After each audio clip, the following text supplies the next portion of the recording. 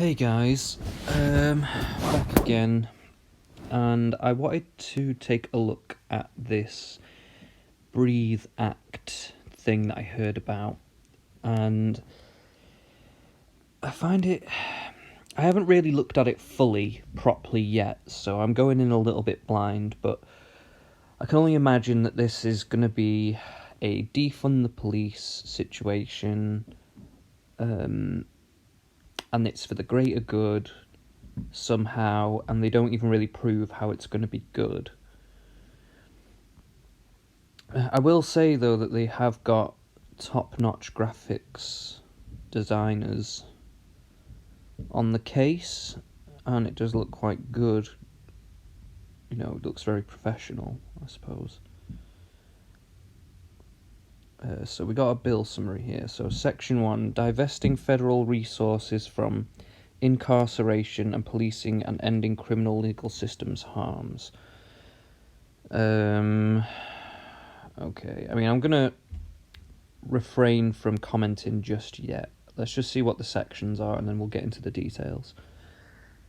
Investing in new approaches to community safety, utilising funding incentives. Investing in new approaches to community safety, utilising funding incentives. I don't know what new approaches you can really make, but we'll see what their suggestions are. Allocating new money to build healthy, sustainable and equitable communities for all people. Again, I want to know what suggestions they actually have to make that happen. Because I have suggestions on how to make that happen, but just vaguely saying something like that is not going to make it happen for you. Holding officials accountable and enhancing self-determination of black communities. I mean, you can do that anyway. You can literally just do that anyway. Like, there are community board meetings, like, every month or every couple of weeks in, like, every city, every town, everywhere where there's a mayor or a council. They have frequent meetings where they have town council meetings where people can go in and directly speak to them on a podium for, like, 2 or 3 minutes.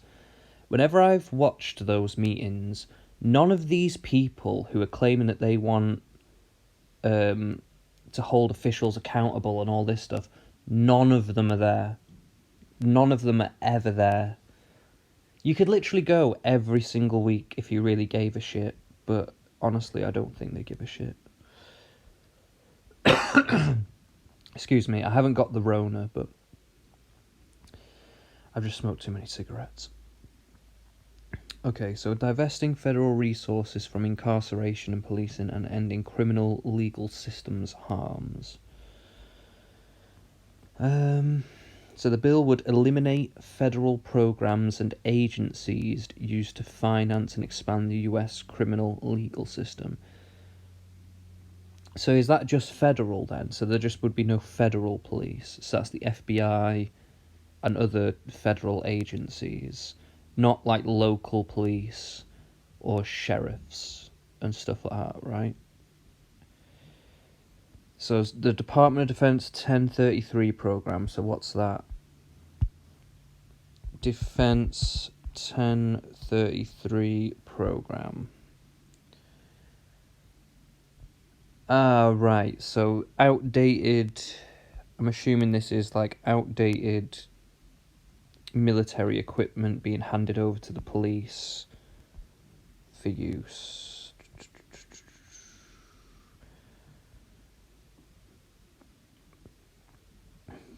Military, but for decades, a primary driver for why it can be so hard to tell a National Guard troop from a local cop has been the Department of Defense itself. For a program that's parcelled out everything from bayonets to grenade launchers to precincts across the country, created part is now blah blah blah blah. Program allows the Department of Defense to get rid of excess equipment by passing it off to local authorities. You have to pay for the cost of shipping. Blah blah blah. See, I'm not so sure if I have a problem with that, because I'm not sure if the militarization of police is actually the issue. They say it is, but I don't know if that is really the issue here. I don't know what the militarization of police has got anything to do with either police brutality or crime. Like, if anything, since 1997, crime has drastically gone down. In fact, since the early 90s, it has drastically gone down. And you could potentially say it's because of things like this. Because the police are better equipped, they can deal with crime in a better way, like violent crime and whatnot. Again, I mean, I'm not against, maybe getting rid of this program or whatever. Like, I don't actually really care either way, but I don't think this is the problem, though. I think that's like a false idea.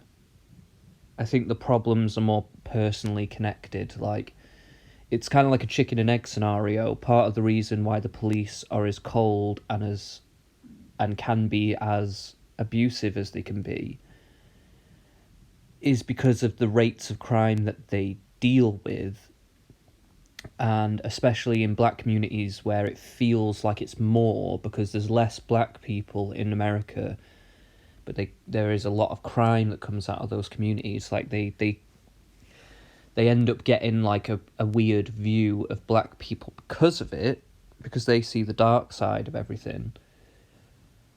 And that probably leads them to rough up black people more. Now, they don't actually shoot black people more and kill them, but,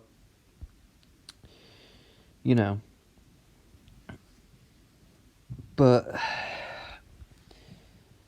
at the end of the day, though, I think there's a chicken and egg situation going on where if there was less crime in the black community, perhaps you'd be seeing less of this stuff going on, right? Like, it seems to me like the crime needs to be sorted out first rather than the police, because if the crime gets sorted out and you have a significantly lower crime rate in the black community as you do now, and the police were still shooting black people at the same kind of rates, they were still arresting people at the same kind of rates, if they were, just basically, if we were seeing the same kind of quote-unquote injustice from police now, if there was a significantly lower crime rate in the black community, then we could easily turn around and go, oh, here we go, the police are racist because there's no excuse, there's no correlation as to why they're over-policing the black community, right? Then we could actually say for certain there was a deep racial corruption going on there, right? But because of the rates of crime in the black community, we can't actually say that now. We can't say that right now. Because there is a correlation between the crime committed and the levels of policing. And in fact, if anything, you could even say that they're actually under-policed, considering the amount of violent crime that is committed. But anyway, that's just one sentence, so I don't know if we're going to... This is probably going to be a long video. So we got the Edward Byrne Justice Assistance Grant Programme. What does that do? Edward Byrne Justice Assistance. Edward Burns Justice. Oh, there we go. So, what does this do? It's named after a police officer, Edward Byrne, who was killed in the line of duty while protecting an immigrant witness who agreed to testify against drug dealers. Kind of weird that they would want to get rid of something like that, because it's kind of symbolic in a way. Like, it shows you that police, they do put their lives on the line to try and make justice happen. The JAG program is administered by the Office of Justice Programs, Bureau of Justice Assistance, and provides Federal criminal justice funding to state, local, and tribal jurisdictions. Oh, so it even actually helps Native Americans, right? Federal criminal justice funding. The funding is intended for a variety of areas such as personnel, training, equipment, and supplies.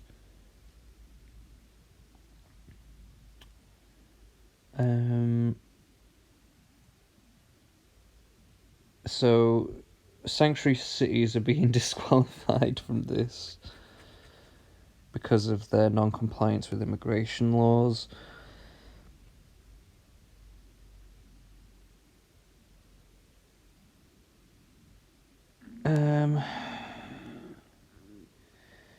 Right, so it doesn't actually tell me a lot of what it's actually for.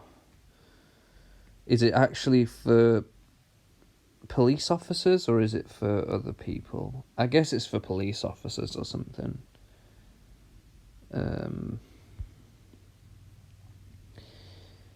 So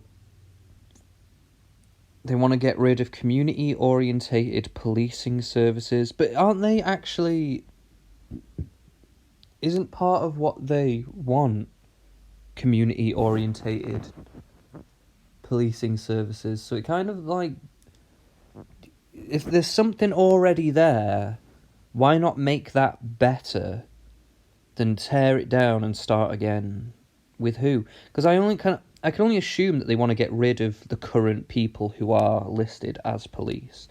Like, surely they're not retraining them, because that would defeat the object of abolishing the police, surely, because if you had the same people essentially being these new community officers, or whatever the fuck they're meant to be called, then how are they... What's going to be that different about it if it's just the same people?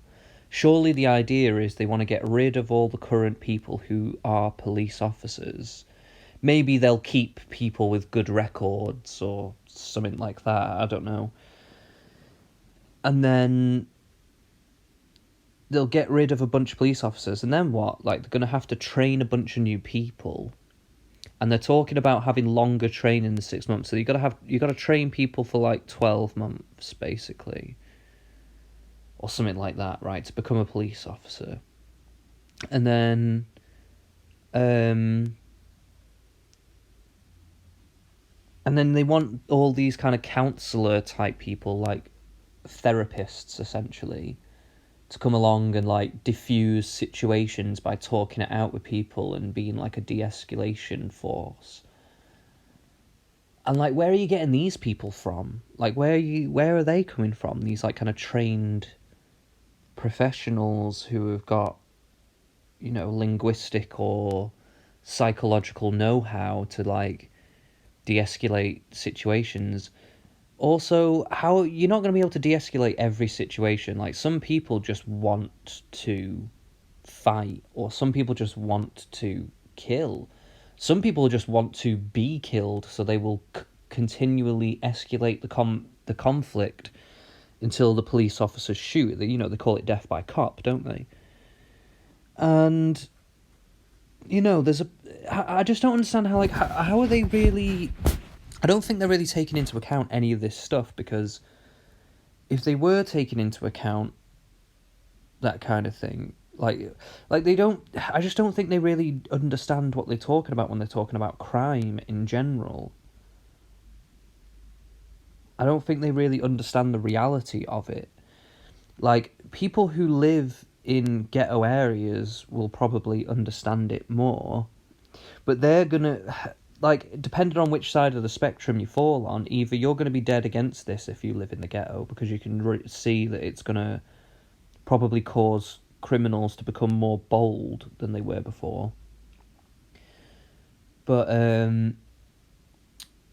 or you're on the other side, where you're on the side of the criminals, and you want the criminals to become more bold, because you will benefit from it somehow. Right?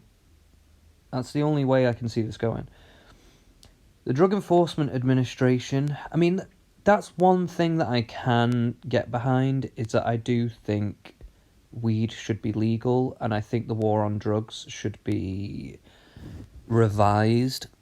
I don't think it's clever to just legalize all drugs just for the hell of it. I think you have to take it by case basis, depending on what the drug is, how addictive it is, how damaging that drug is. I still don't know if they should be literally illegal though. Like, you could do something like in Portugal, where it's illegal to sell certain drugs like heroin or crack or whatever, but it is decriminalized so that you are, if you possess a certain amount, which isn't like a sellable amount, they determine what these amounts are. So basically for weed, it'd be something like anything less than an ounce, is considered like you're not selling, kind of a thing. Anything like an ounce or over, then you could be considered to be selling it, selling the weed. So something like that, where you put in like a measurement where you go, okay, people who we usually get who are selling this stuff, they usually have this amount on them, so we'll make that the amount, whatever. But people who are just caught, who are in possession, they don't face penalties. They might get it taken off them or confiscated or something, but they don't face legal ramifications. And it just means that people find it easier to get help. It means that there isn't over-policing on drugs when there doesn't really need to be. They can go after the key people, the drug dealers, rather than the drug addicts. And it means that you can funnel money in other places, because I know that in Portugal they started putting money into rehab centres and stuff like that to make them cheaper and easier for people to access. And they have actually seen a massive turnaround in drug use in Portugal because of it. Obviously people still use drugs in Portugal, but the rate of addiction and the rates of it becoming like a debilitating problem in Portugal has like drastically gone down. So it is something worth thinking about, I think. I think part of the reason it hasn't happened is just because older people vote, and because of those people, they don't want to change those laws because they know those older people would probably be against it, which hopefully that'll change in a couple of generations, because I know a lot of people in my generation who is about 30 odd years old, I think cross-party, left or right, I think are pretty much on board with that kind of thinking. Maybe the details will be slightly different between left and right, but generally speaking, I think that is something that will come in the future, but we'll see. So there's one there that I can kind of agree with. Immigration and customs enforcement, nah. Now you're being fucking stupid, because when you've got gangs like MS-13 and all them other ones, what are they, the 187s and all that stuff, you've got crazy Mexican gangs out there in Honduras, in fucking whatever the fuck it is, I can't remember, Venezuela.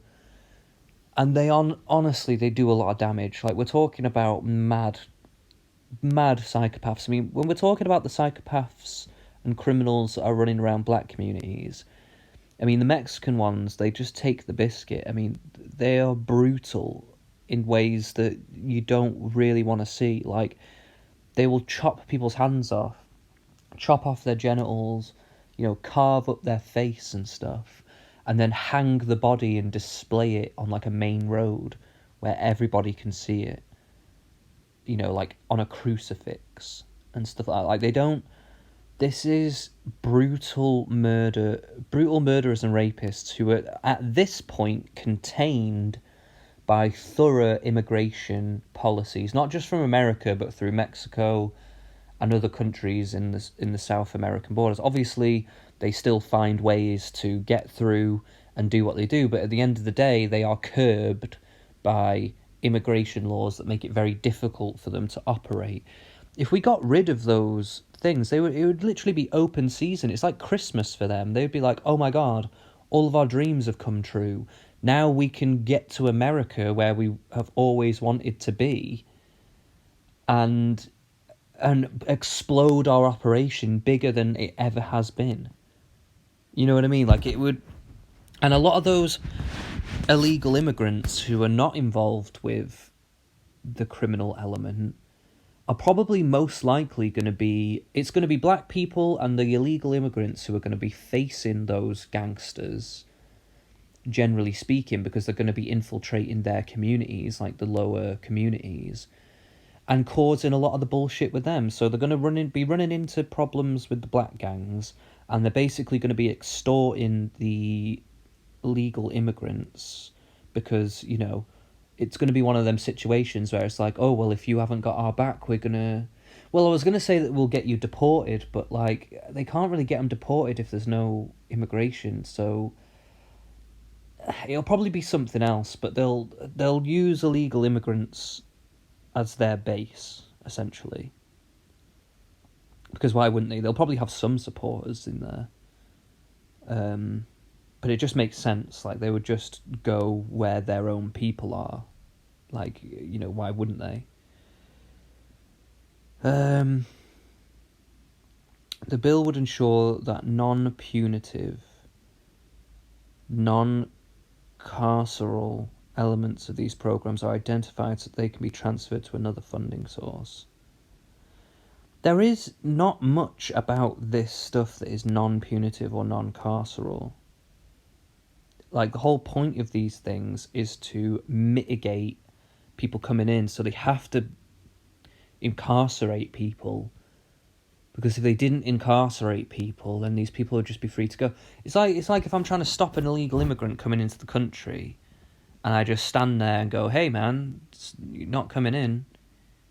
And he goes, well, why? What are you going to do about it? And then they go, well, I can't be punitive, so I can't arrest you. I can't punish you. And I can't incarcerate you, so I can't haul you in to a cell or a building that has been reserved to hold people like you. So in all intents and purposes, I basically can't do anything other than try to persuade you not to come into the country. So, I don't know, maybe I'll tell you that Donald Trump is racist or something. Maybe that's going to stop you from coming into the country. Like, I don't know, like... No, man, like, that is not going to work. Like, and especially for criminals, like, they're just going to be like, what the fuck? Like, you're literally basically saying to all criminals all over the world, come here, because it is open season. That is what you'll be saying globally. Directly making changes to the federal criminal legal system, including changes to the policing, prosecution, sentencing, and jailing practices.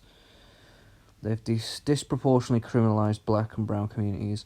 One thing I would wonder, LGBT people are not disproportionately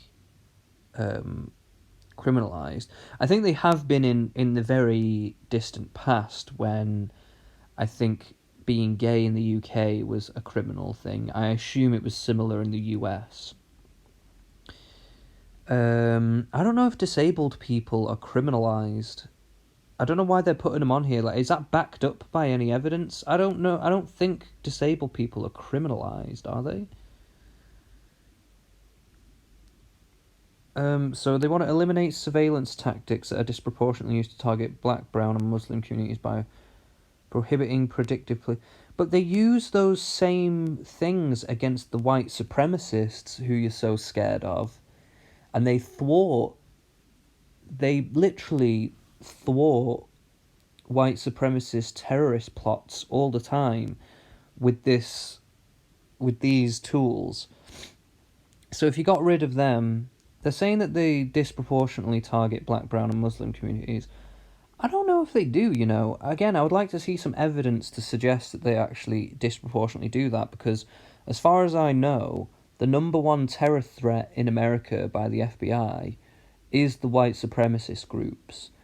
and then I think it's closely followed by the Muslim groups, and then it'll probably be the black gangs that are operating, and then whatever else gangs are out there, like Irish or Italian ones, if they still exist in the ways that they used to. And then it'll be like the child pornography rings and stuff like that. Then they'll be using those techniques to find them as well. So you want to get rid of these surveillance tactics that are used for a lot of good. I mean, you say that they disproportionately target black people, but the black people that they target are the people that are running around shooting little kids in your community. So why you would want police to not be targeting those people, I honestly don't have a clue, because they're not just targeting random black people for no reason. Like, they've got limited resources. Why would they just be targeting random black families in the ghetto or wherever they live? Why would they be targeting them, just watching them? For what reason? In what world would that make sense? Not that any of this really makes any sense, but they're positing it like it's this positive thing, but it's just not thought through, like, at all. Eliminating the use of electronic monitoring, including ankle monitors, smartphone. Oh, so when you've got someone who's dangerous, say you've got a domestic violence guy who's beat up his girlfriend, right? And you've got maybe he could afford bail or something like that. But really, you want to make sure that you know where he is, because you want to put him on like a house arrest or something like that, because the girlfriend has gone to their mum's, and you want to make sure that if he goes to there, you can track and make sure that he's not going there, right? You want to get rid of that so that you can put women in danger from their domestic abusers. Is that what you want to do? Like, are you actually a fucking retard? Are you actually a fucking retard? Like, I'm sorry, mate, but you're a fucking cunt.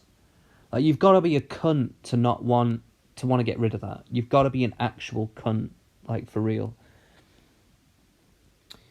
Ending civil asset forfeiture. That's the one where they, like, rob your money and stuff, right? Like, the police just, like, if they're arresting you, all of a sudden they can kind of just take your shit. That is one thing that I do think should be either limited or only done in certain circumstances, because it seems like that one does get abused. So again, we've got one thing that I can kind of agree with. Again, I'd have to go into more detail with that one, because they just said end civil asset forfeiture. I'd like to see a bit more nuance and detail into that suggestion. But, okay. Abolishing mandatory minimum sentencing laws. So, if my understanding of mandatory minimum is that each crime has, like, a minimum sentence. So, if you assault somebody, the minimum sentence might be, like, 6 months if you just, like, punch someone, right? And there's no real damage done, but it's just, like, an altercation or something like that, right? You can get, like, 6 months, basically. If you commit murder, like, the minimum would be, like, 30 years. But depending on how bad the murder is and how many different counts of, like, other crimes get added on, you could be looking at, like, hundreds of years, right? Something like that. That's how I think I'm talking very basically here, but that's how I perceive the American justice system to work in a very general sense. I don't know, like, what would you achieve with that? Because are they trying to get... Is that focused on, like, drugs laws? Because what's the point in that if you're going to try and abolish drugs laws anyway? I would just say just get rid of drugs laws anyway. Like, so what? So basically it would just be on a case-by-case basis. Every crime would just be judged on a case-by-case basis. So you'd just be like... I don't know if that would really have an effect on anything, because I feel like, if anything, that might end up making sentences longer. Because say you've got a a minimum sentence of 6 months for an assault or something like that, or a DUI or whatever, then they may well be like, oh, we'll give you, like a lot of the time the minimum might be employed there. But then if you get rid of it, then people might be like, well, because there's no minimum, we'll just give you longer sentences. Like the minimum is like a point in which you can measure not only the severity of the crime, but like what is a proportional time to punish for that. So I don't know if I'm really against that. I mean, I don't know if they gave me like a good argument as to why. Like, I'm just failing to see why mandatory minimums are bad right now. If I can get like a coherent argument as to why they are bad, then I might change my stance on that one. But for now, it seems a bit silly. Ending life sentences, no, not at all. No, not at all. You're a fucking imbecile if you want to end life sentences. Absolute imbecile. Abolishing the 3 strikes law. 3 strikes, from what I know, is that you basically get 3 chances. So, I might do a quick Google search on this one just to make sure I'm correct. But what I'm going to say is, what I think it is say it's your first 3 crimes, right? And you've not ever been convicted for crimes before. Basically, your first 2 or 3, it will be very lenient on you. Like, even mandatory minimums, I'm not sure if they will be actually put in force. Like, you're more likely to get an easier bail, you're more likely to not be charged, you're more likely to if you are charged and you are found guilty or whatever, you're more likely to have a much less harsh of a sentence and stuff like that. And then after you've had your 3 strikes, then it's like, well, you didn't learn. So now on your 4th one, now we're going to give you a harsher sentence because you've been fucking around, we've given you 3 chances, and, you haven't been listening, you're still dicking around. So that is what I think the 3 strikes law is. So let's see if I'm correct. 3 strikes rule.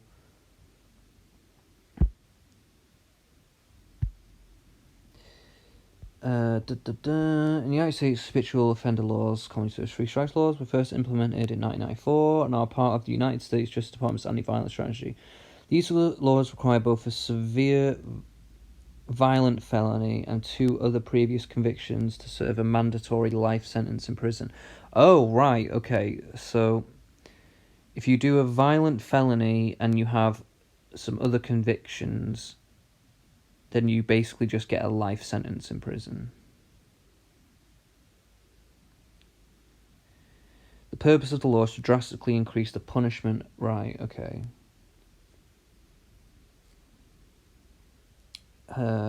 Persistent offender. While Missouri uses the unique term prior and persistent offender, in most jurisdictions, only crimes at the felony level qualify as serious offences. However, misdemeanor and/or wobbler offences can qualify for application of the 3 strikes law in California, whose harsh application has been the subject of controversy.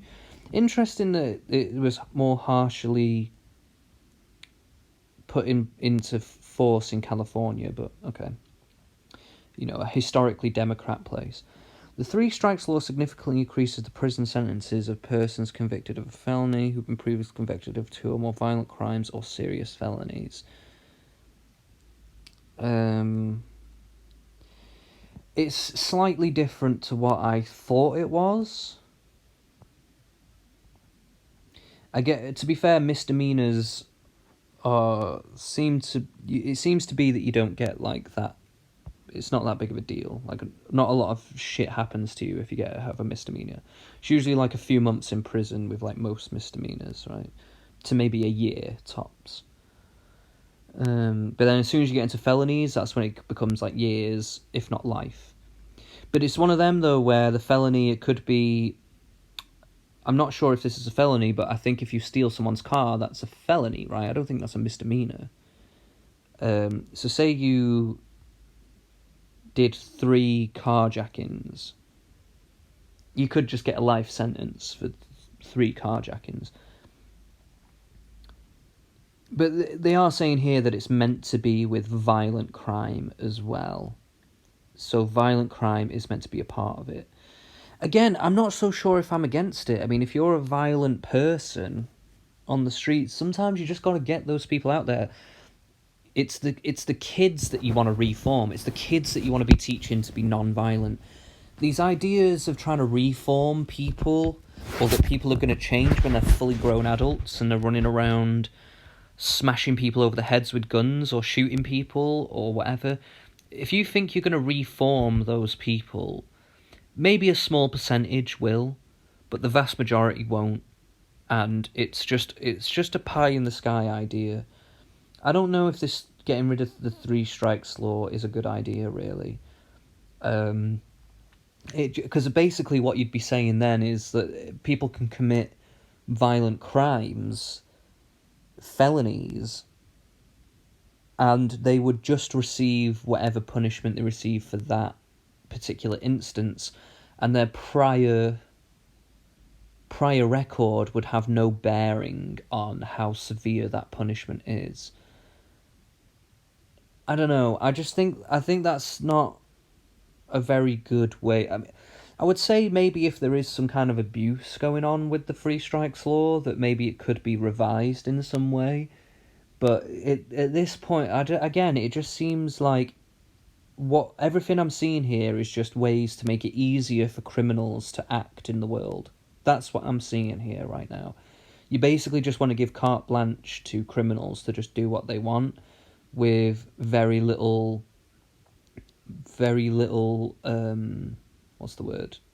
consequence to it.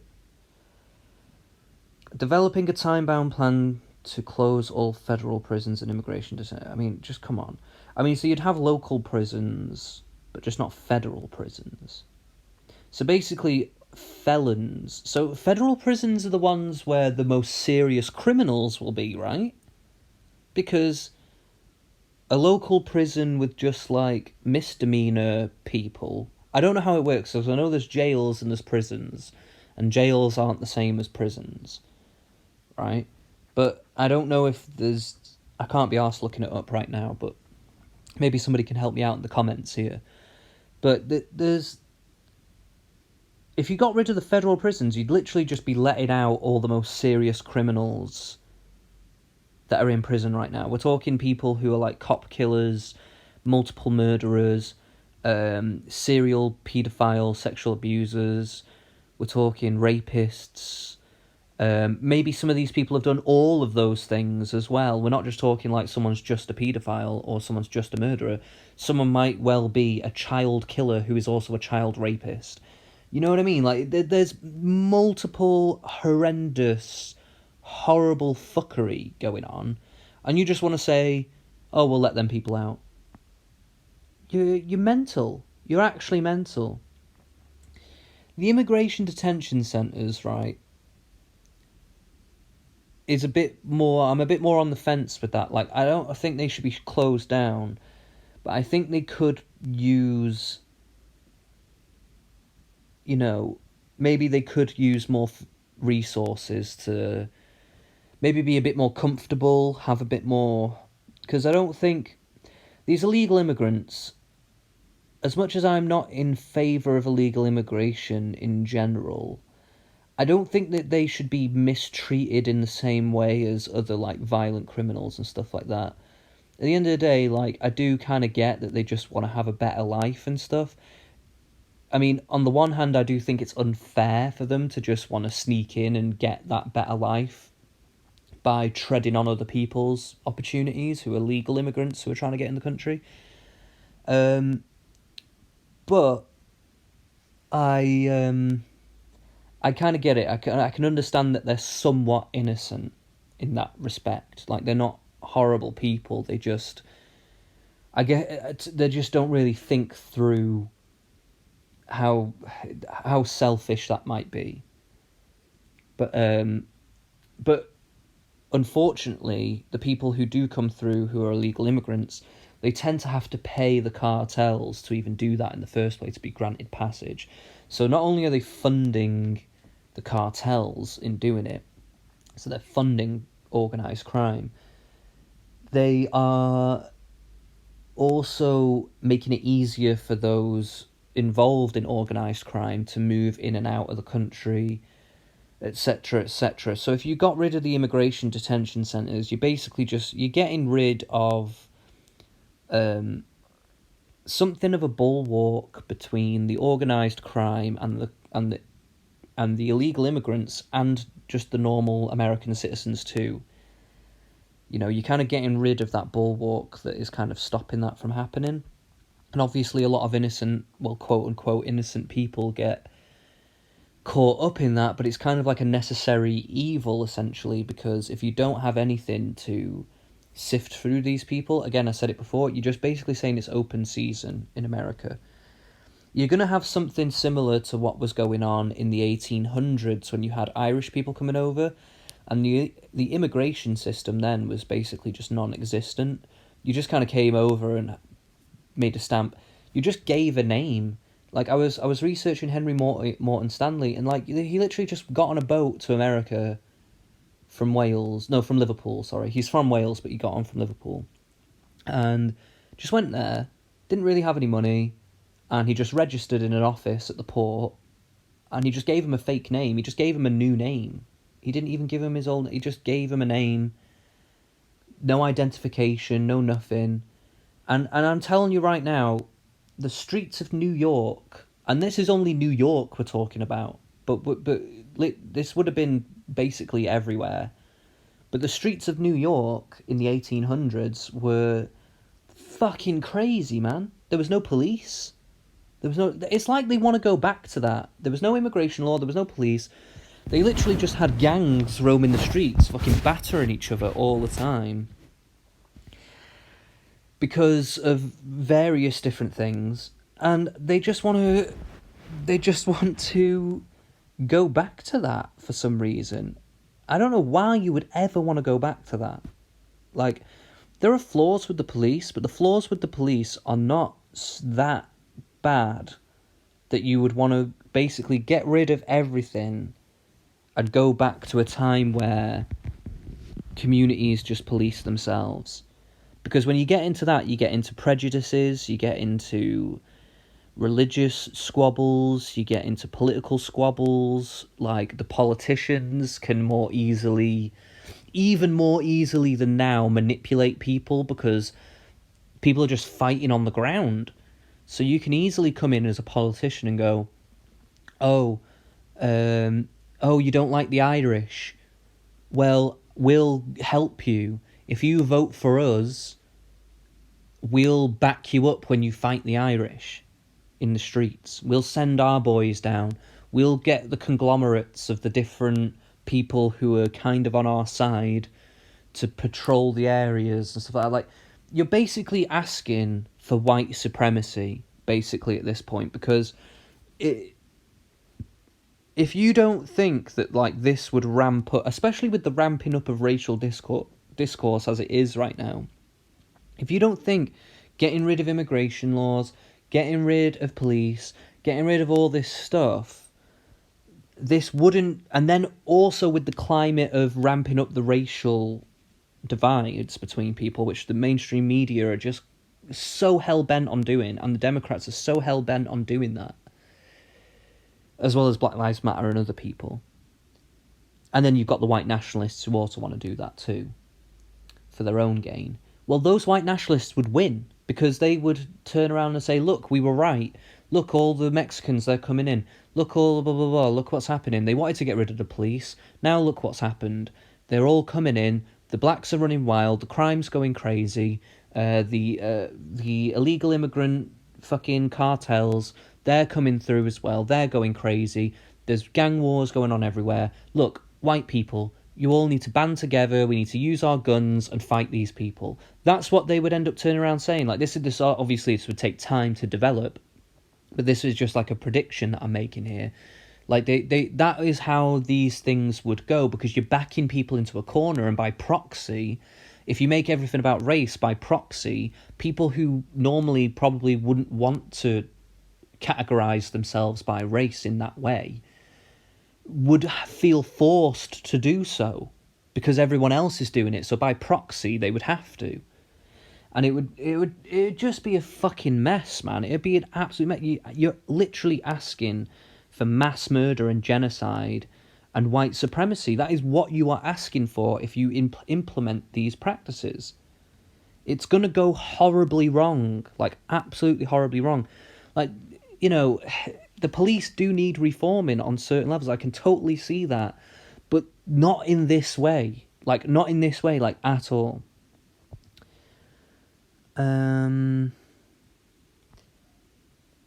Repealing federal laws that criminalise human movement and border entry. Just shut up. I've already gone over why that is bad. Further repealing and replacing the 1994 Violent Crime Control and Law Enforcement Act with non-carceral, non-punitive investments in communities. So, what is the punishment for violent criminals in this world? What is the punishment for violent criminals? Is it just street justice? Is that what we're going to deal with now? Just street justice now? Like, what? Are you a fucking retard? Are you actually a fucking retard? Like, if you think police killings are a big deal now, imagine what killings and murders are going to be like when it's street justice. It's already bad. And it was worse. It was worse in the 2000s, in the 90s. In the 80s, 90s, and the early 2000s, street justice was a big problem. Okay? Really, really big problem. That's why these violent crime control and law enforcement acts came into being in the first place. Because of these situations, right? You can't... And the reason why they've lowered, even though they're still bad, they're still at numbers where they shouldn't be. However, if you look at the numbers of violent crimes in the black community today versus 1994, it's a huge difference. Those violent crimes have come down, but even still, the proportions are still too high. Like you know, violent crime could stand to be a lot lower. It really could, especially in black communities, but across the board, really. But you're not going to get that by repealing this stuff. You're not going to get that, like, at all. All you're doing is you're greasing the wheels of discontent. You're greasing the wheels. Like, you know, like, what is a criminal going to say? Like, oh, I shot this person. And then these, like, fucking retarded, like, social workers are going to come out and go, oh, don't shoot people, that's nasty. Come with us and we'll take you to a meeting where you can sit down and talk about your feelings about why you just shot and killed this person. And then they're going to go, how about you fuck off, you cunts? I'm going to do whatever I want because this is the world that you created. Probably shoot them too. And then carry on their life and consolidate a vast criminal empire where they have violent enforcers and drugs and all kinds of shit. Like, you're not going to have you're not going to have a cohesive, good family environment by promoting this stuff. Decriminalising and retroactively expunging drug offences. Now, that one I can kind of get behind. I don't get behind the ones where it's like they were selling Class A's, like crack or heroin. I think those people should probably not be... If they were selling it. If they were just caught in possession and they were just like a drug addict, then yeah, I would say release those people. But yeah, not the sellers though of the class of, you know, the more damaging drugs, because they will just go out and sell those drugs again and just destroy communities with them. So you don't want to do that. Investing in new approaches to community safety. So this is what they're going to replace this stuff with. Create federal grant programs that incentivize decarceration and subsidize non-punitive, community-led approaches to public safety. Such grants will make grants to local jurisdictions so that they can make and implement tailored plans to decarcerate their jails and or defund their police forces. For what end? Like, you're just saying to do it as if it's a good thing, but to what end? Like, what is actually going to be the result of that? After a 50% federal match for projected savings when states are not... So you want to save money. You want to close detention facilities, local jails, state prisons, and youth prisons. So they don't even really want to just get rid of federal prisons. They want to get rid of local and state prisons too, and youth prisons. So they just want no prison whatsoever, basically. Like, how fucking retarded have you got to be for this? Like, you're literally just going to let... If somebody murders your child, you're going to let them just walk around in the community and have some community officer person, some social worker try and talk to them, see if they never do it again. What? Are you actually a fucking retard? Like what fucking world are you living in, man? Are you a fucking cunt? You've got to be a fucking cunt to support this. You've got to be a fucking cunt. Incentivise state, tribal, and local governments to make specified changes that shrink their criminal legal systems. In return, provide federal funding to make non-punitive, non-carceral, participatory investments in communities. Again, I don't know what any of that really means, because you're saying, like, oh, make an investment in community. Investment into what? Because you're getting rid of everything. So what is it you're actually investing in? Like, I don't get it. Like, what are you actually investing in? What is being replaced? You're just getting rid of that stuff, and then what? What comes next? Other than loads of people dying because of this level of negligence. State, tribal, and local police policies. Like a lot of these people who back this are probably feminists, right? Like, it's already difficult to prosecute rape, right? And they even believe that we live in a rape... I don't believe we live in a rape culture, but they believe we live in a rape culture, right? They believe we live in this rape culture, and I know, even though I don't believe we live in a rape culture, I know that it is difficult to prosecute a rape, right? I would like to see that change somehow. I don't know how, because I understand the difficulties when it comes to gathering evidence and all that stuff, and he said, she said, and all that malarkey, right? It's very difficult, and it's such a shame, because rape is such a terrible crime. But with all this stuff going on, and you believe that you live in a rape culture, surely this would facilitate a rape culture, because rapists now know that once and for all, they're just going to get away with it. Like, what? Like, there's literally no way they couldn't get away with it now. Literally no way. I mean, men's rights activists would probably be pretty happy, though, because false accusations will just get you nowhere. But, like, it's just insanity, man. Like, what are they fucking proposing here? State, tribal, local policy changes and fires grant program including but not limited to banning pretextual stops and consent searches. So you can't stop and search people anymore. So if someone looks shady, they fit a description of somebody who's committed a shooting, you can't do that. I mean, not that any of this matters anyway, because if you're just going to get rid of the police and whatever, surely all this stuff is going to go anyway. So I don't even know what the point of writing this stuff is, because all this stuff is going to be gone anyway, regardless. Removing police, armed security, metal detectors and other surveillance equipment from schools, government offices. Aren't these the same people that care about school shootings when a school shooter happens?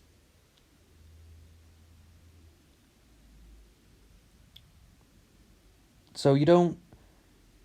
So surely school shootings will become more of a problem then because of that. Right? Like, how effective is that? Like, how many weapons do schools actually confiscate? Let's find out. How many weapons confiscated at US schools? Wow, so, okay.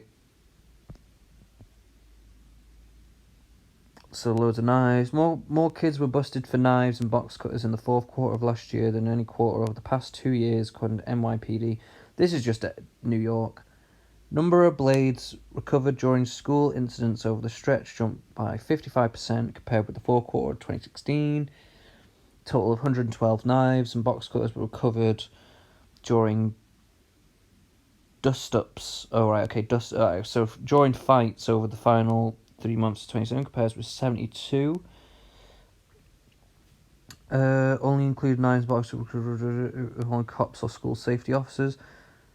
The overall number of confiscated weapons is higher. The city's first classroom killing since 1993 occurred last year when Abel Cedeno stabbed Matthew McCree at Bronx High School. Cedeno's lawyer claims the teen acted in self-defense. Well, of course he's gonna fucking say that, the stupid cunt.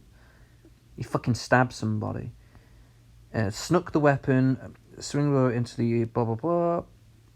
During October, November, and December of last year, 51 knives were confiscated with student loans of 61 box cutters. So, basically, what you're saying is, just let the kids come in with knives, you know. Just let them come in with knives, man. Who gives a shit? Who actually gives a shit? You know? Who cares? Abolishing state gang databases. God damn it, man. Just don't track criminals. Don't track them. Don't even think about them. You know, don't even think about people that want to kill, rob, rape, and destroy community. I can't believe this is coming from black people as well. Like this has got to be middle-class black people that don't live in the ghetto, right? This has got to be middle-class black people that have no idea what it's like to live in the ghetto, because nobody in their right minds who lives in the ghetto would ever want any of this. They would never want this. Good, hard-working people who live in the ghetto, like the people that go to church, the people that are trying to have a family, the people that are just trying to fucking live their lives day to day, are the people who are victims of this shit constantly. And you want them to suffer even more. You've got to just be a fucking cunt to want this. You've just got to be such a fucking cunt. Eliminating all fees and surcharges within the criminal legal system and forgiving outstanding court debt, reducing the financial burden that falls disproportionately on black women. And when you say it falls disproportionately on black women, you mean black mothers, because they're constantly bailing out their sons. Right? Who are acting out. And they're acting out because they've got a broken home, generally. I'm oversimplifying that, obviously. But let's face it, part of the reason, and one of the biggest reasons why kids act out, is because of broken homes. Single-parent households. I know even here in Britain, when I knew kids where their parents got divorced. Now, it's not the same as a single-parent household, necessarily. But if their parents got divorced, or they broke up, say they weren't married, but they were like long-term partners that had kids, and they broke up and stuff like that, a lot of the time it would have pretty big impacts on their behaviour in school. Like, all of a sudden, they weren't, they were a pretty good student, pretty sound. Next thing you know, they're getting into fights and all kinds of stuff. Suddenly we're going to be smoking weed now. Oh, suddenly we're going to be skipping school now. And stuff like that. Like, it happens. People react badly to these things, right? Because it affects them emotionally. It dysregulates their life. If you grow up your whole life thinking that your father doesn't love you or doesn't want to be in your life, that is going to have an effect on how you look at the world. Even my own father couldn't love me, let alone the rest of the world. What is the point in anything? I might as well just do me. You get extra selfish. And you don't have any emotional regulation. And obviously single mothers, since women are just generally more emotional, they react to things in an emotional way. And then that's how these boys don't have any emotional regulation, because they don't have the balance. Like, if you have a man and a woman in the house, the woman can teach them how to engage with their emotions correctly, and to be emotional in an appropriate way, because they have the balance of the dad who kind of keeps things in check, and he can show a kid how to also be stoic and also to not be over emotional. So you get like the balance of things. You know, the mother teaches you when to be emotional, when it's appropriate. The father teaches you when it's inappropriate, essentially, to be emotional, and how to regulate those emotions.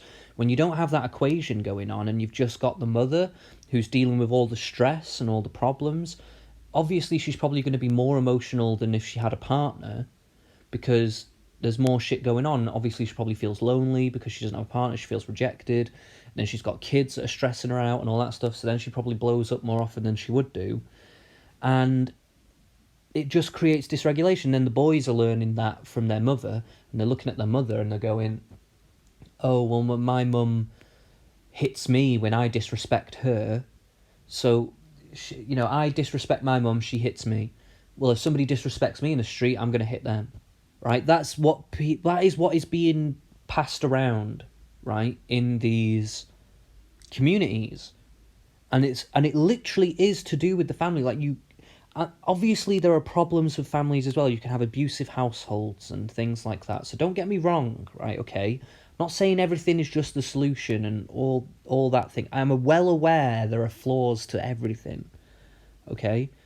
But fundamentally, we do know that, largely speaking, having a two-parent household and a stable income and all that jazz is what produces stable kids who are law-abiding and just want to work and fulfill their lives, okay? We know that, right? They don't want that. They don't want any of that. Categorically eliminating misdemeanor and pay-only probation. Until ICE and CBP are fully dismantled, ending state and local police entanglement with immigration. Man. Repealing all existing state juvenile offences, so all juvenile offenders just are let out, basically. Oh, that's just incredible. Banning the use of police agencies as tools of political repression. What do they mean by that? Police agencies as tools of political repression? In what way? I don't actually get that one. Like, what? A police agency is actively going to, like, ballot boxes and, like, fucking smashing them up in black areas. What the fuck are they talking about? What are they talking about with that one? I have no fucking clue what they're talking about. Since when were police agencies used as a tool of political repression? Oh, do they mean because they're used at protests to try and keep them in line, and then when they get out of control, they start bashing some heads? How about you take control of your angry mob and make sure that they're not committing violence? How about that? Since you're so keen on self-policing, how come you couldn't self-police the fucking riots that went on just a couple of weeks ago? You know, these people that back all this kind of stuff, they're so into self-policing, but they can't self-police shit. We saw that in Chaz as well. They can't self-police shit. If states are selected as a recipient of the grant programs, funding must be used to fund non-carceral... Okay, we've already heard that shit. So they want transformative justice and healing justice you want healing justice. You know it's women that are doing this, right? Because the word healing is in there. And I don't mean to make this gendered, but I'm sorry, ladies, but I don't think a lot of women really understand much about any of this stuff. I really don't. Most women don't have to face violence in this world. They really don't. Men do. Women don't, really. Obviously, they face certain kinds of violence disproportionately, but even the numbers of that are not as significant. Like, Men in general are the people that face violence. And not only do they face it, but they stand up against it, right? It's men that go out there and do this stuff. In the majority, okay? Men have more of an idea of who is a violent person, what shapes a violent person, and how to deal with violent people, right? This healing business, this airy-fairy healing bullshit, right?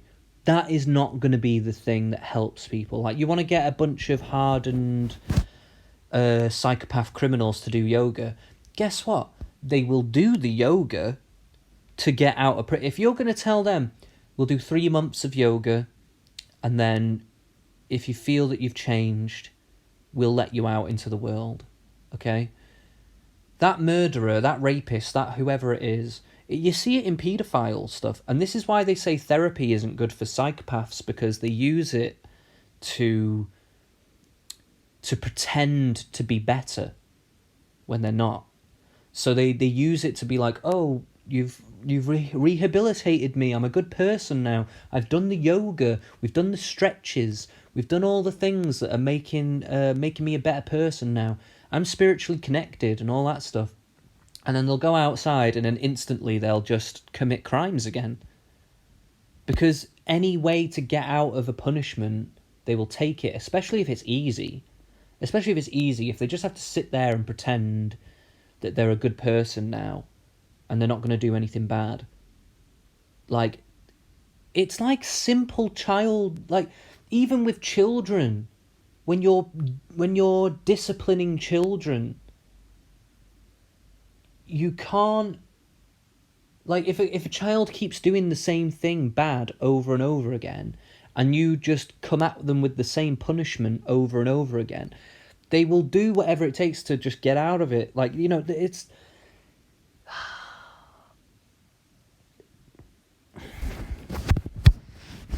It just feels so obvious to me. Like, and I'm pretty sure it must be obvious to most people, but violence interruption and intervention, including in domestic violence situation. So how are you going to interrupt and intervene in these situations? Like, how? And what happens if they turn violent with the intervention people? You're just saying the same thing. Violence interruption and intervention, including domestic violence situations. And then the next one, abuse interruption, intervention. It's just the same thing. You haven't even got... like, and it's not even that specific. Like, how is this going to be rolled out? Like, what is it going to look like? It's just... they're just saying it as if it's just... well, we can do it. That's fine. We'll just intervene and it'll be fine. Park redevelopment, streetlights and other infrastructure. Okay. Neighbourhood mediation programs. What does that even mean? Neighbourhood mediation, like what, like a town council meeting?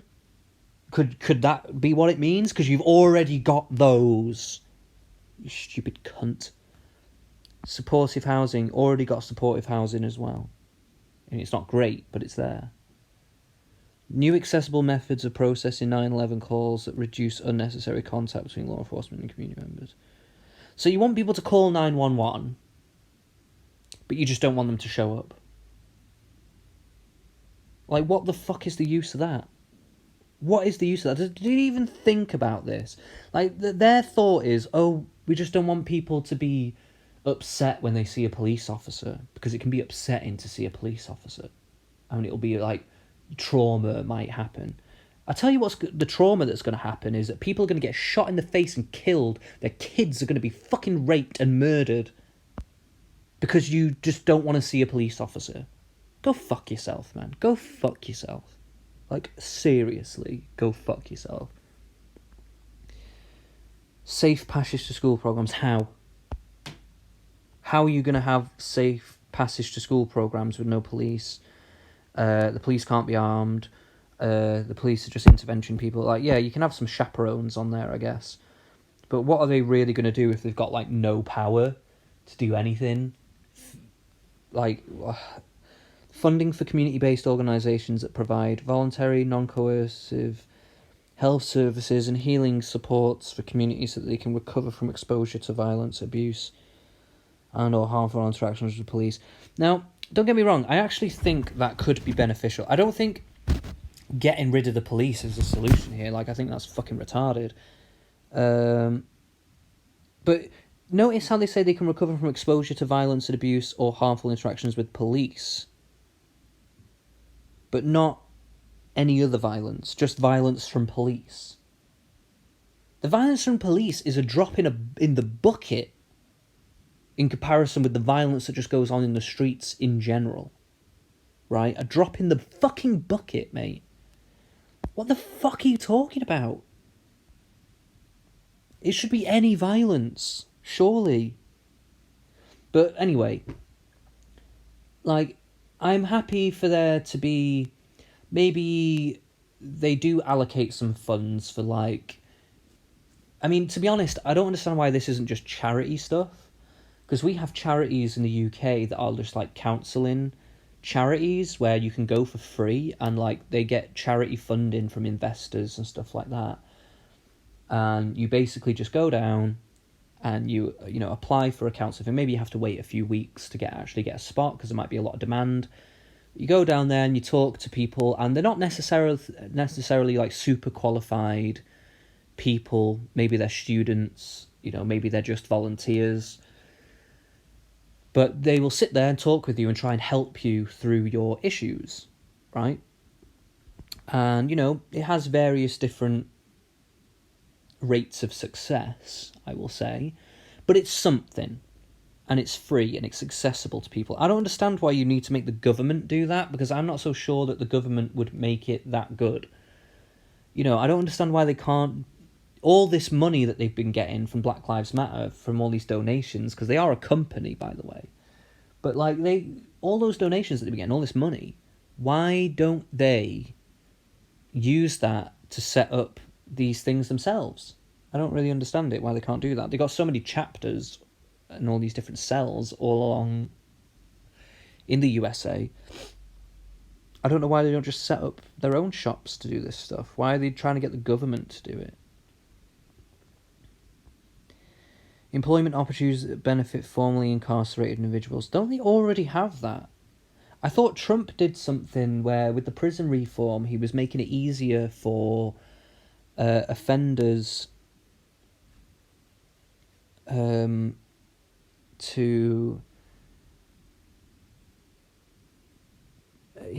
making it easier for offenders to get jobs again. So, I don't even know what the fuck they're talking about here.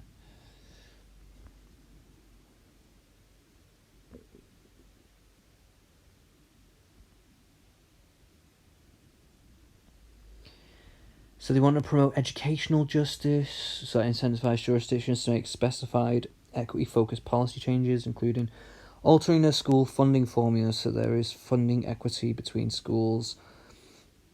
I can kind of get behind that a little bit more, because I do think the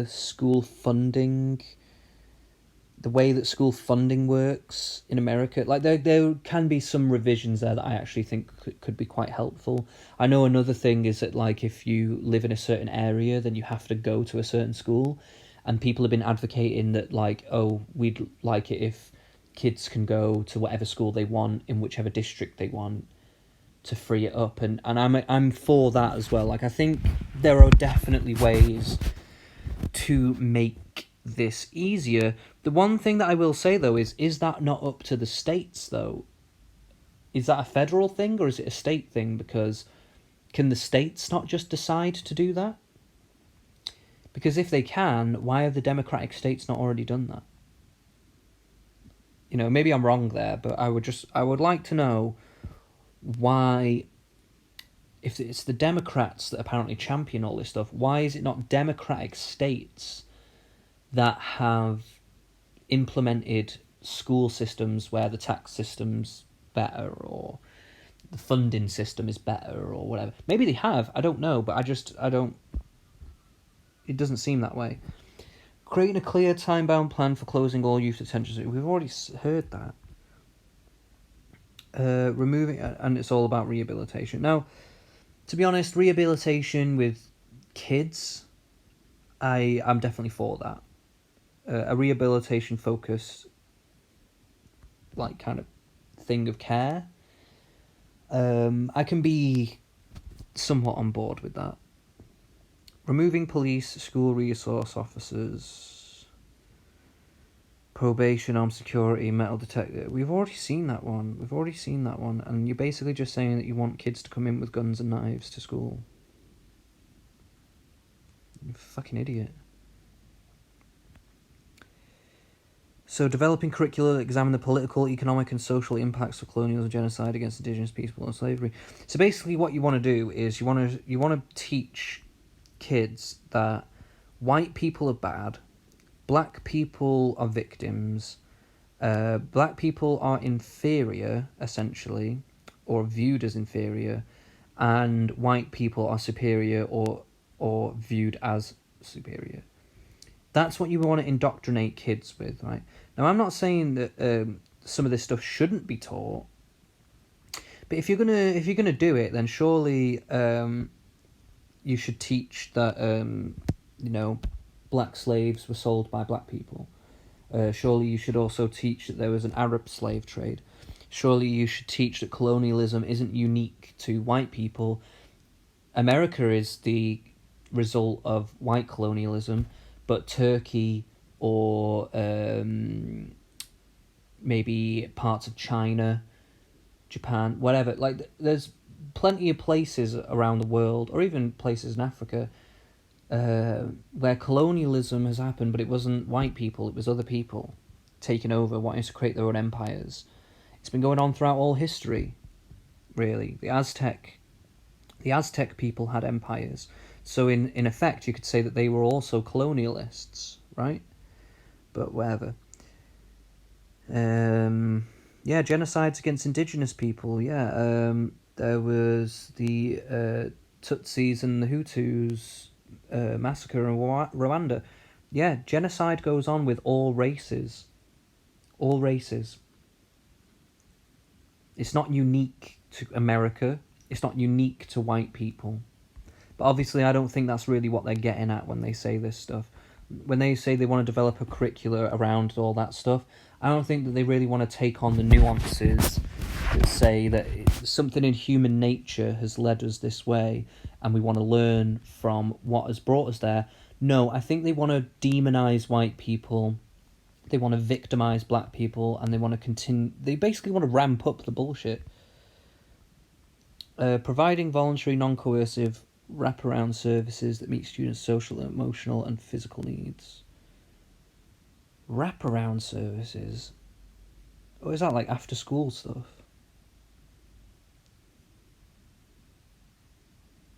Is it the place of schools to even be doing that? I don't know. Promoting innovative programming to better support. Also, when is personal responsibility a thing? Can we just mention that? When is personal responsibility part of the equation for all this? When is the onus on parents or the kids themselves to regulate their own behaviour? Like, when is that a thing? Promoting innovative programming to better support foster youth as well as the children of incarcerated. Okay. Provide free, high-quality health services at schools, including reproductive body autonomy. Oh, so they want abortions at schools. They want free abortions at schools. You've got to be kidding me, man. You don't... Okay, here's where I stand on abortion. Abortion should be legal, okay? But it should not be encouraged, right? I think there should be some controls around it. Like, you can't just have an abortion at like 8 months into the pregnancy or whatever, right? You know, there should be a certain time limit where you say, okay, there's no going back now, okay? I would say like the first 13 weeks is when you get to decide if you're having an abortion or not, right? Maybe a little bit longer, I don't know. but 13 weeks seems about reasonable. And I just don't think it should be encouraged. I don't think it should be looked at as something that's easy or good to do. I think it should be looked at as abortion is the last line that you cross because of a shit situation. So say you're 13 and you're suddenly pregnant. Yeah, it's probably not good to have that child. It might be best to have an abortion at that age, because it's not going to be good for you to raise a child at that age, right? But to encourage it at school and call it body autonomy, as if it's just, well, it's my choice, I can choose to get pregnant, I can choose to have an abortion at 14 years old. No, right? That is not the message you want to send to children. You want them to be responsible with their sexual activity, not encouraging them to be as unresponsible as possible, or irresponsible as possible, because that's what you'd be encouraging there. I'm not saying you should demonize sex or anything like that, or demonize everything, but I'm just, because I think that's like where the right wing goes wrong, is that they demonize everything and they don't really explain why it might be bad. That makes people go, oh, well, I want to know why it's bad, and then they go out and they become irresponsible with sex. So there's problems on either side here, but I don't think you can just swing to the other side and go, oh, abortion is no problem, have free abortions at schools, because who gives a fuck? That's just retarded logic. It's retarded. Providing free high-quality health services at school... Oh, we just looked at that one, sorry. Providing free and full access for all people, including those who are undocumented, currently incarcerated and formerly incarcerated, to a lifetime education.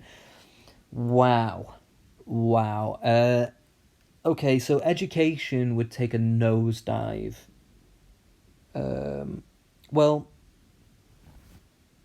Yeah, full and free. So lifetime. So basically, you could just be in education your whole life and never get a job, which would just be really stupid.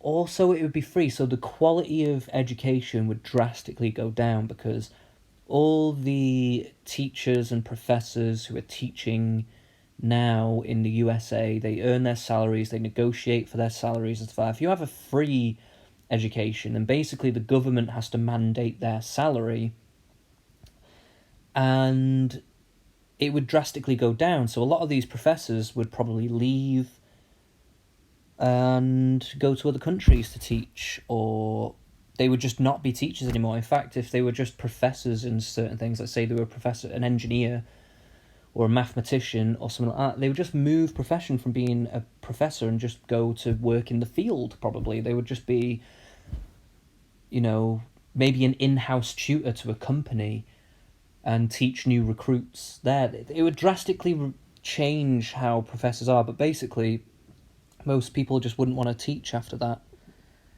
in the universities. So you'd be fucking up a lot of shit doing that, really.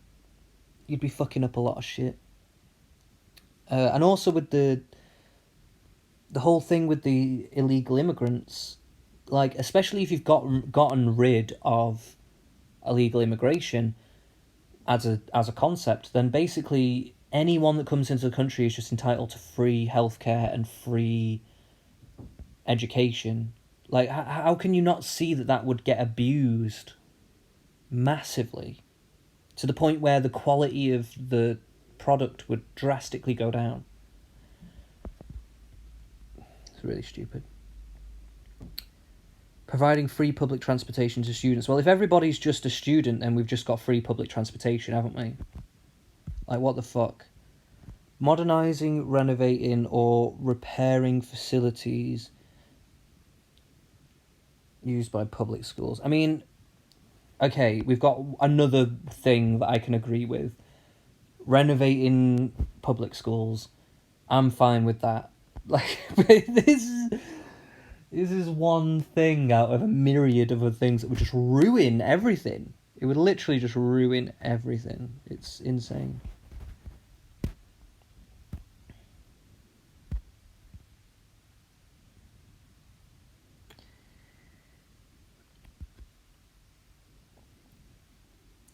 Creating a clear, time-bound plan to ensure all communities have public access to safe, clean water.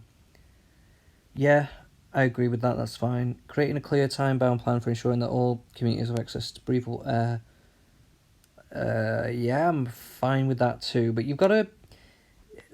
Again, I think this is like state-by-state, city-by-city basis. Like, you can't petition the entire government for this. Like, the federal government doesn't necessarily have the power for this.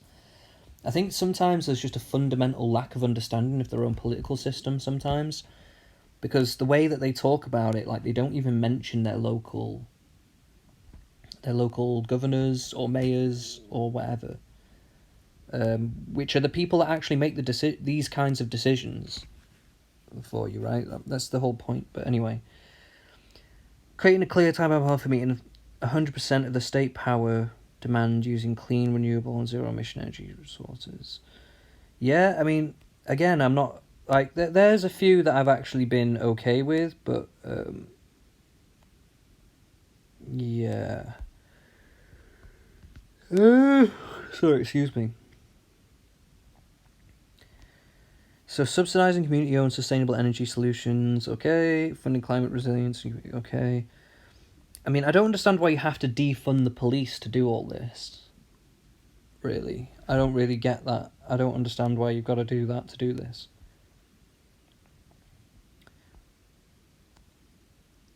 And I don't understand how you're going to achieve all this after you've abolished the police. After you've abolished the police and the criminals can run rampant and you've basically incentivised criminality as a way of life, you've incentivised that.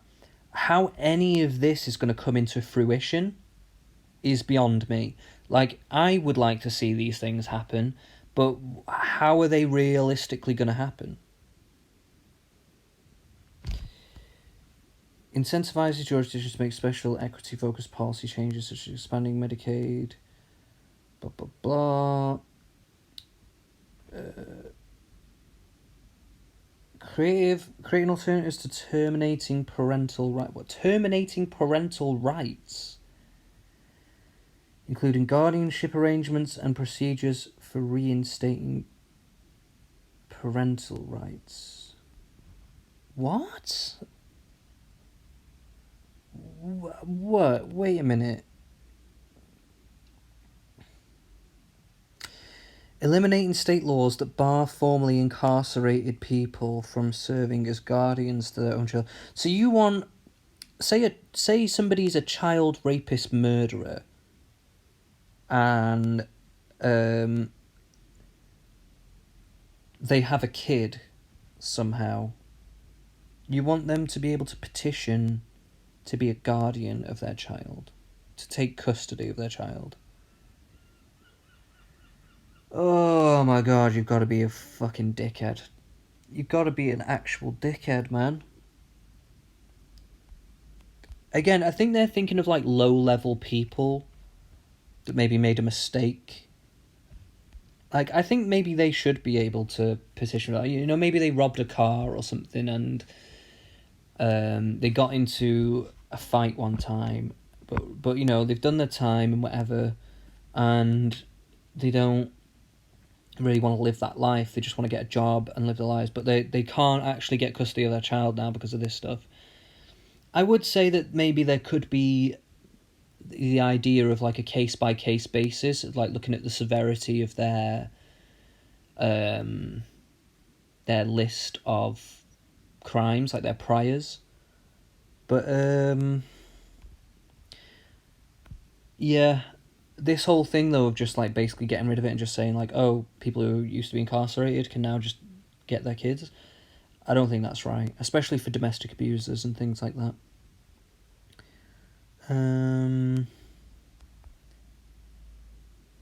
Ensuring all communities have convenient access to sources of healthy food. I mean, I'm a bit wary of that one. Like, does Walmart not stock healthy food? Like, what stores are they going to where there's no healthy food? Like, I have pretty easy access to healthy food here. I don't know. Walmart is there's a place called Asda in the UK, which is owned by Walmart. I can't imagine that Asda is that different to Walmart's in America. They have healthy food there. And it's not even that dear. Like, it's pretty, it's pretty sound. Food cooperatives and urban gardens, yeah, I'm fine with that. Paid parental and sick leave. I'm down with that as well. We have that in the UK. I'm a bit surprised you don't have that in the US. I'm okay with that. Comprehensive high quality child and elder care. Yeah, again, these are things that are very difficult to actually create, and again, are on a state-by-state basis. Like, you can't just federally mandate this, because the costs would just be so great. The creation of, and also, you just wouldn't be able to do it with no police. Like, how are you supposed to have all this stuff with no police? Like, what happens if, you have an elderly care home, but then somebody comes in with a gun and shoots everybody? Like, what protections do these institutions have if you don't have police? The creation of comprehensive... It's like they think that everyone's just going to be nice to each other. If you just get rid of police, everyone's just going to be nice to each other now. Like, in what world are you living in where that is going to be the case? When has that ever been the case? The creation of comprehensive health centres that offer culturally competent services for all people, including services related to reproductive health.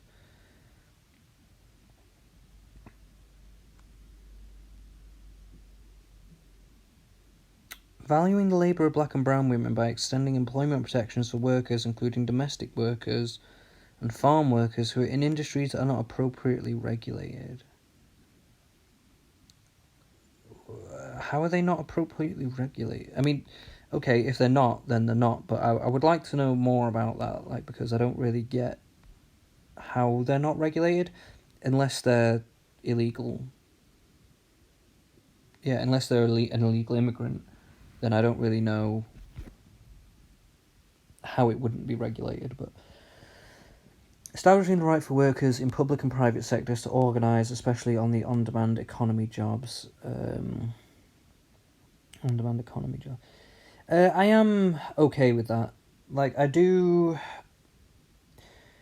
think there's a balancing act with unions and worker organising where it is applicable and is desirable to have that. However, if you let it get out of control, then you're basically creating a situation where that business or industry is essentially going to crumble. So you have to limit the powers of the unions in a certain respect, but in another respect, unions are integral for certain things. You don't get workers' rights without them, really, basically. So I do appreciate that they're there. I think the problem persists when unions just constantly strike and just make it so that the business can't function, and then they all end up getting laid off. And then it's like, well, we were marching for pay, to be paid more, now we're not getting any pay. So that was great. Well done. They just don't think about it. They go too far with the power that they think they have. Establishing a living wage pegged to inflation and eliminating that's going to be terrible if you have massive inflation. Because if you have massive inflation, the wages will go up, but the wages won't actually matter anymore. So you're basically fucked. Like, you don't want to do that. If anything, realistically, you just don't really want a minimum wage, really. And if you're going to establish a living wage, is that for illegal immigrants as well, or is that just for American citizens? Because if you're going to get rid of borders and allow illegal immigrants to come into the country, then they can just subvert that living wage, and basically you're just allowing all immigrants to come into the country and work with no consequence, and they don't have to live by the living wage laws. So you're basically going to make every American citizen, and more likely the lower class citizens who are largely poor whites and poor blacks, you're going to basically put them in a position where they can't work, which is already part of the problem that we're seeing right now, right? Part of the reason why there's generational unemployment in the black communities is because of these reasons. It's a multifaceted thing, but that's just one of the reasons that's in there. So what the fuck are you talking about? Establishing job programs that specifically target the most economically disadvantaged individuals, including groups that disproportionately include black, cis, and trans women. So how are you going to have... It doesn't matter if you have job programs if you just allow illegal immigration to come in that subverts those programs. Because if they have to have the living wage, but the immigration people don't, then you fucked it. You've basically just fucked it. Like, there's literally no point in creating any jobs programs. Pilot programs for universal basic income. So is illegal immigrants going to get universal basic income as well? Or are you going to give the American citizens universal basic income, and you're going to use illegal immigrants to work and pay taxes to fund the universal basic income?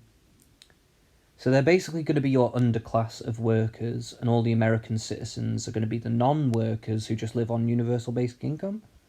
Like, what are we looking at here? Like, I don't really understand. Baby bonds programs, including a preference for communities that were specifically targeted by redlining.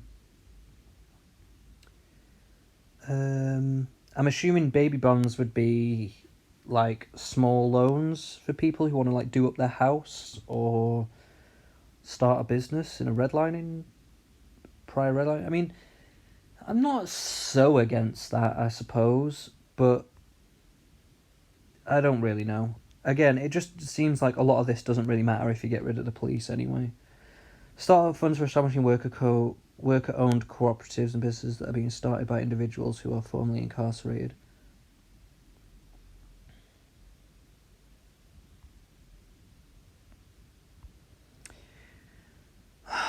Sorry, a lot of this is making me feel a bit brain dead because I'm trying to figure out what this world is going to look like that they're proposing, and it's not looking good. Authorising state funds to expand the affordable housing supply. Change local zoning laws to allow multi-family unit construction and ban exclusionary zoning laws. So you'd want to allow... Right, so basically people could start making their own kind of compounds, I guess, where you could have like multiple people, groups of people living there to create like a... I don't know, like a communal housing thing, I guess. And they want to just get rid of zoning laws where they can basically just build wherever they want. No, because I think zoning laws are there for a reason, right? Like, so say you've got like a gas pipe running between a particular place.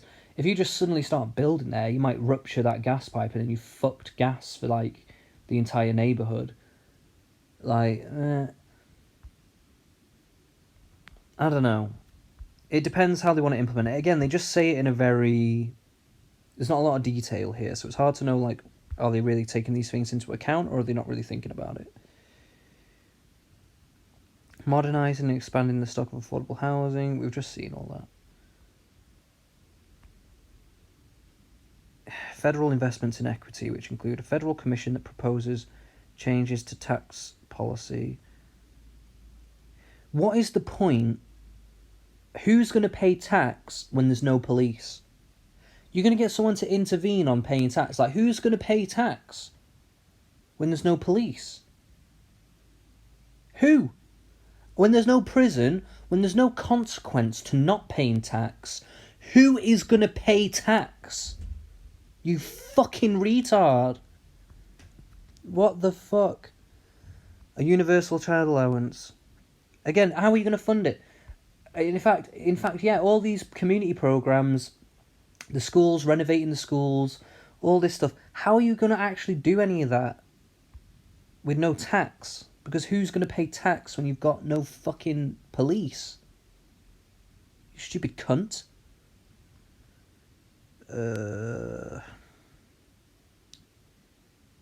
Like, I want to read this, but, like, it's just occurring to me that none of this will ever work without police. Like, how are you going to have a federal program with no police?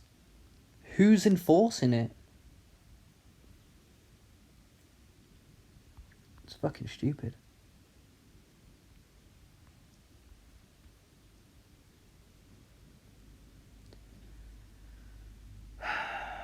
Require Congress to acknowledge and address lasting harms that it has caused.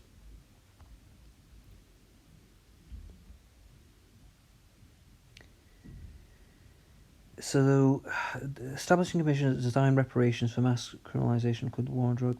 So they want reparations for all this stuff as well. How are you going to get reparations from people when you have no police to do it? So you're basically going to use militias to go and extort this from people. But these rich people who you want to get all these reparations from will have their own militias that they can pay for, and they will probably be better equipped, better trained, and you're not going to get those reparations, man. You're not going to get them. All of this is retarded. All of it. Enfranchising all formerly and presently incarcerated people in federal elections. What? Oh, so now they can vote again. Okay. Creating a public financing program for campaigns that are powered by... Like, they see this as unfair. Like, what? There's a fundamental warp of, like, what is unfair, because the reason the right to vote is taken away for people who have committed federal offences, I'm pretty sure it's for felonies. I'm pretty sure it's not for misdemeanors, but it's for federal offences, right? So if you, commit a murder or a shooting or something like that, right? The reason they take away from it is because it's punishment for the unfair treatment that you gave to other people, right? It's because of unfair treatment that you perpetrated that you have now suffered the consequences of that. This is the fundamental problem here. They see punishment for a crime as unfair. They do not see the crime as being unfair to the victim. They see the punishment to the criminal as unfair. That's what's amazing about all this stuff. That is what is amazing. Amazing! It's crazy. Increase accountability. Who's gonna make anyone accountable when there's no police? Who? Stupid cunt. You are not going to defend black lives with this. So many black people will die because of this. So many black people die. If this becomes... It won't, by the way. It won't become legislation. At least I fucking hope not. But if Trump wins again, they will push for stuff like this. The Democrat cities and stuff like that. The Democrats will push for this stuff because it's a way to solidify their base, because they know people will probably get behind it. Because on the surface, if you don't think about it and you just read it, it sounds like it's good. But when you really think about it and you actually apply a bit of logic to it, you realise it's actually massively devastating. Massively devastating ideas is what they're putting forward here. And you just can't do it. Like, you can't let this happen. It's not... anyone, black, white, Asian, Indian, whoever you are, should oppose this, because it is deeply, deeply damaging to all facets of society. And I don't think Joe Biden would ever put something like this in place. I think Joe Biden has some level of respect for the police and the systems in place. But you just never know. You never know how far they're willing to capitulate with this kind of stuff. In Minneapolis, they're already putting the wheels in motion to try and start putting some stuff like this in place. And I swear to God, it's going to make Minneapolis a breeding ground for criminal activity. But they don't care about that. They don't care about the consequences of their actions, just as long as they get the votes. And obviously these people here, these Breathe Act people, they don't care. They don't really care about black people. They just want the money. They want the money. Like, the amount of times that funding is mentioned in this, they just want the money. They care about the money. They don't care about any black lives that may be saved by police. You know, it's amazing. Anyway, this video has gone on too long, and I don't have much more to say about it, but I just wanted to expose how ridiculous some of this shit is that's coming out of the Black Lives Matter movement, the kind of policies that they're trying to implement and that they're trying to drive forward. It's not good. It's really not good. It's not going to help anyone. It's really not. There are valid ways to reform the police, like such as wearing cameras, and being mandated to wear those cameras. So if they haven't put those cameras on and they get into an altercation, then perhaps we can say, instead of giving the police the benefit of the doubt, we give the defendants the benefit of the doubt instead. Things like that we can change. We can also change the culture of when a police officer is being abusive or roughing people up, that other police officers, especially if they're underneath that police officer in ranking or experience, that they can actually do something about it and step in and either stop it or put in a report and it actually be actioned. You know, they can put in a complaint and it actually be actioned. Stuff like that. Like, there are ways to deal with this stuff where, like, hiring and firing could be made easier because, funnily enough, the police unions have made it very difficult to get rid of police who are problem police. So there are ways to do these things which I do think would produce better results, right? But none of that is mentioned in this. None of it. Not once was any of those solutions brought up here. Their focus is on making the world easier for criminals to operate in. And not only that, they want everything given to them. All the funding, all the money, or whatever, give it to us and we'll put it into the community, they say. That's what they say. But when you look at what the Black Lives Matter people are doing with the money that they've gotten now, they've gotten hundreds of millions in donations, probably. I know that there was a commitment from certain banks to give $1 billion. I don't know which chapter of Black Lives Matter they were going to give it to, or if they were going to spread it out between all the different ones that exist. But the idea, they've already got a lot of money, is what I'm saying. They've already got a lot of money where they could do this stuff, but they haven't, and they don't do this stuff.